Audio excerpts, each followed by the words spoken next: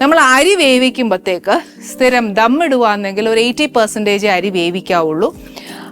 അതല്ല ഫുൾ നമുക്ക് ദമ്മിടാൻ അത്രയും വശം പോരാന്നുണ്ടെങ്കിൽ ഒരു കാര്യം ചെയ്യുക, ഫുൾ വേവിച്ചിട്ട് ഊറ്റുക. പക്ഷെ വേവിക്കുന്ന സമയത്ത് നമ്മൾ എന്നാക്കി ഇട്ട് വേവിക്കേണ്ടതെന്ന് വെച്ചാൽ സാജീരകം കിട്ടുകയാണെങ്കിൽ അതിടാം, അതല്ലെന്നുണ്ടെങ്കിൽ സാധാ ജീരകം ഇട്ട് വെച്ചാലും മതി.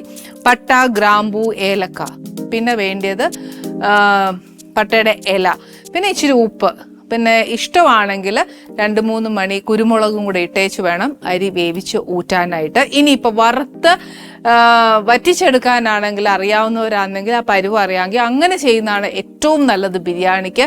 അന്നേരം എന്നാണെന്നറിയോ, ആ നെയ്യും അതും എല്ലാം ബിരിയാണിയുടെ അരിയേൽ ഒത്തിരി പിടിച്ചിരിക്കുമ്പോഴത്തേക്ക് കുറച്ചുകൂടെ നല്ല ഫ്ലേവറാണ്.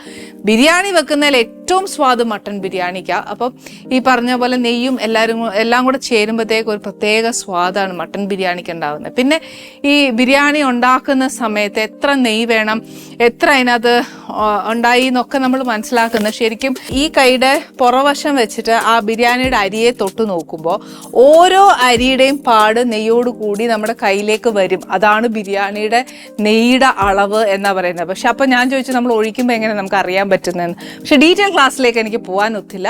ഞാൻ അറിയുവാണെങ്കിൽ തീർച്ചയായിട്ടും ഞാൻ പറഞ്ഞു തരാം.